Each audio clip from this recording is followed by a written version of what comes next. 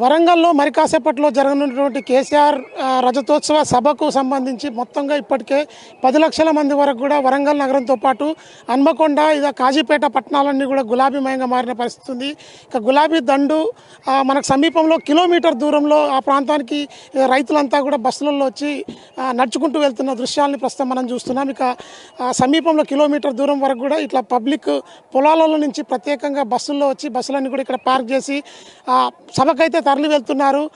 రాష్ట్రంలోని 33 జిల్లాల నుంచి స్వచ్ఛందంగా తరలి వస్తున్నటువంటి రైతులంతా కూడా కేసీఆర్ను మళ్ళీ రావాలని కోరుకోవడం వెనుక ఖచ్చితంగా కాంగ్రెస్ పార్టీ పాలనలో ఉన్న వైఫల్యాలు, వాళ్ళు ఇచ్చిన హామీలు నెరవేర్చకపోవడం అంటూ స్పష్టం చేస్తున్న పరిస్థితి అయితే ఉంది. ప్రస్తుతం ఇక ఈ సభకు సంబంధించి మొత్తంగా రాష్ట్ర వ్యాప్తంగా 33 జిల్లాల నుంచి కూడా 4000 బస్సుల ద్వారా 1,50,000 మంది వరకు తరలించేందుకు బీఆర్ఎస్ పార్టీ సమాయత్తం చేస్తూ ఇక వారందరికీ తాగునీరు, మజ్జిగతో పాటు పూర్తి స్థాయిలో అన్నపానీయాలు అన్నీ కూడా సమకూర్చుకొని బస్సులో తీసుకొని వచ్చారు. ఈ బస్సులన్నిటికీ దాదాపు 8 కోట్ల రూపాయలని ఇక బీఆర్ఎస్ పార్టీ చెల్లించి మొత్తం 4000 బస్సుల్ని తీసుకొచ్చారు. ప్రస్తుతం మనం బస్సుల విజువల్స్ అన్నీ కూడా చూడొచ్చు. ఇవన్నీ నల్గొండ, మహబూబ్నగర్, ఖమ్మం జిల్లాలతో పాటు వరంగల్, కరీంనగర్ ఆ ప్రాంతం నుంచి కూడా వచ్చినటువంటి బస్సులన్నింటినీ కూడా ఇక మైదాన ప్రాంతాల్లో మొత్తం 1500 ఎకరాల్లో పార్కింగ్ ఏర్పాటు చేశారంటే ఎటు 3 కిలోమీటర్ల మేర కనుచూపు మేరలో ఎక్కడ చూసినా కూడా ఇటు బీఆర్ఎస్ ప్రభంజనం తప్ప ఇంకా ఏం కనపడడం లేదు.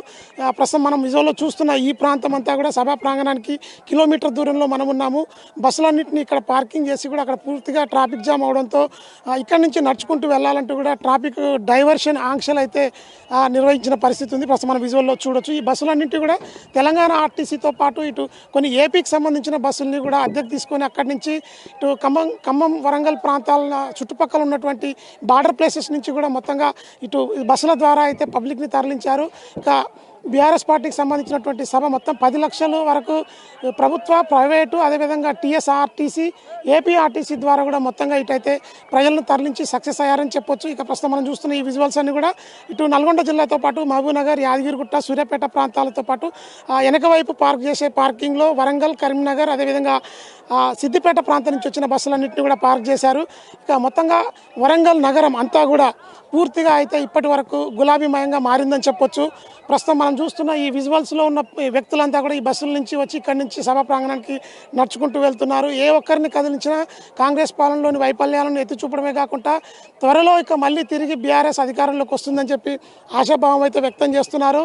ఇక ప్రస్తుతం ఇక్కడ మనకు 1/2 కిలోమీటర్ దూరంలో కనపడుతున్న పార్కింగ్ మొత్తం కూడా ప్రైవేట్ వాహనాలు, జీపులు, కార్ల కోసం ఉద్దేశించబడినవి. అక్కడి నుంచి ఆర్టీసీ బస్సుల ద్వారా ఇక్కడి వరకు అంటే దాదాపు స్టేజ్కి కిలోమీటర్ దూరం వరకు కూడా ఇప్పటి వరకు ట్రాన్స్పోర్టేషన్ ప్రొవైడ్ చేసి ఇక్కడి నుంచి పచ్చటి పొలాలు స్వచ్ఛందంగా ఇచ్చినటువంటి రైతుల పొలాల నుంచి కూడా తాత్కాలిక రహదారిని ఏర్పాటు చేసి ఆ రహదారి గుండా మీటింగ్ ప్లేస్కి పంపించేందుకు కూడా బీఆర్ఎస్ నేతలు అయితే పూర్తిస్థాయిలో ఏర్పాట్లు చేశారు. వీరికి ఎక్కడికక్కడ తాగునీరుతో పాటు మజ్జిగ ఏర్పాటు చేస్తూ ఎండాకాలం ఎవరు కూడా డిహైడ్రేషన్కు గురి కాకుండా వారి రక్షణ చర్యలు చేపడుతూనే బీఆర్ఎస్ భారీ బహిరంగ సభని, రజతోత్సవ వేడుకల్ని జరుపుకునేందుకు బీఆర్ఎస్ పార్టీ పూర్తిగా సమాయత్తమైంది.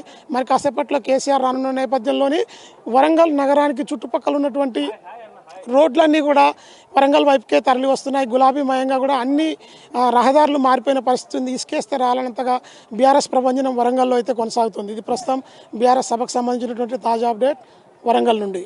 విజువల్ న్యూస్ మధుతో వెంకటరెడ్డి, మెగా 9 టీవీ.